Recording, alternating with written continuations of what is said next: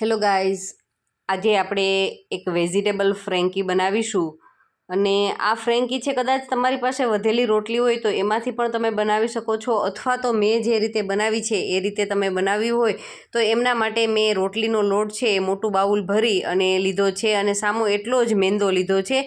જો તમારે એકલા ઘઉંના લોટની બનાવવી હોય અથવા તો એકલા મેંદાની બનાવવી હોય તો પણ તમે એ રીતે પણ બનાવી શકો છો, પણ આપણે બિલકુલ હોટલ સ્ટાઇલથી બનાવીશું તો બંને સરખા માપથી લીધું છે અને એમની અંદર મેં સ્વાદ અનુસાર નિમક અને અડધી ચમચી જેટલો મરી પાવડર એડ કરી અને બસ આપણે એમનો મીડિયમ જે રીતના આપણે રોટલી પૂરીનો લોટ બાંધીએ છીએ એ રીતની આપણે કણક તૈયાર કરવાની છે.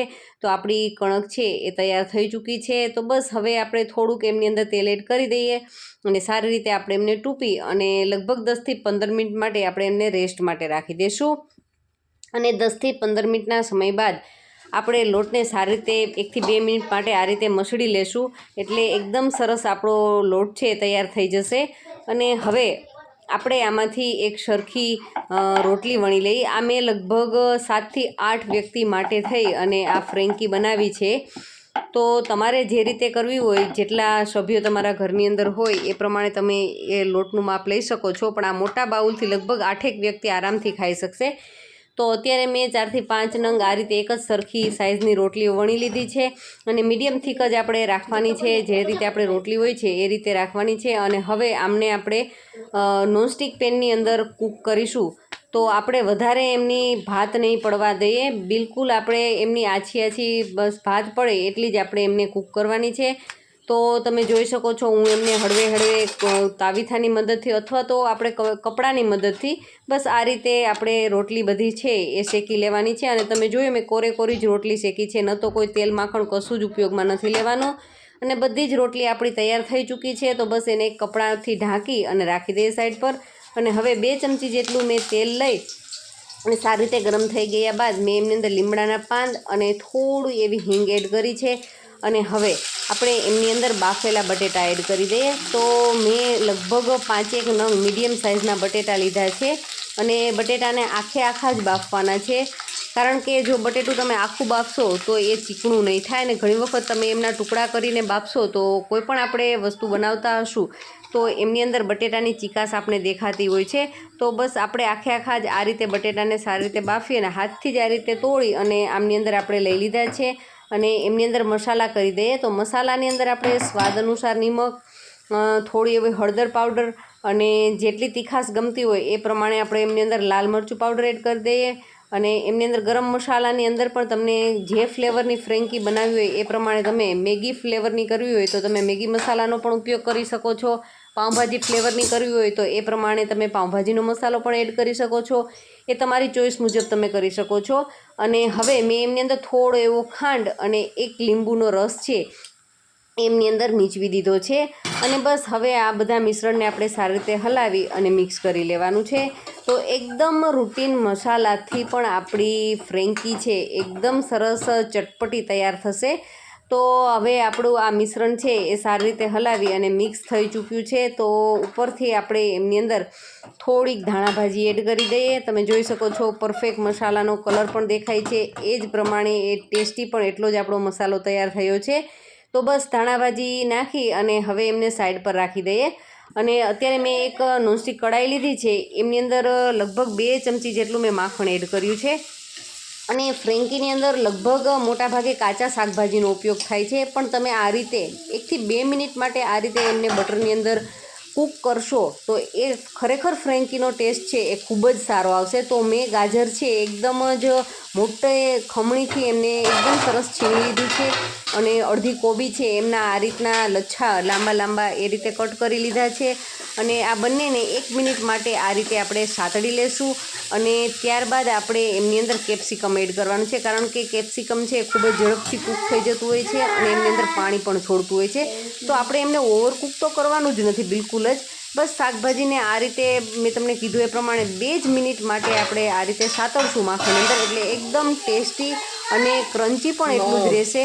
પણ ટેસ્ટમાં એ ખરેખર ખૂબ જ સરસ થઈ જશે. તો તમે એકવાર જરૂરથી આ રીતે 2 મિનિટ માટે માખણમાં સાતળી અને ટ્રાય કરજો અને મને કમેન્ટ પણ કરજો કે તમારી બનેલી ફ્રેન્કી છે એ બધાને કેવી લાગી.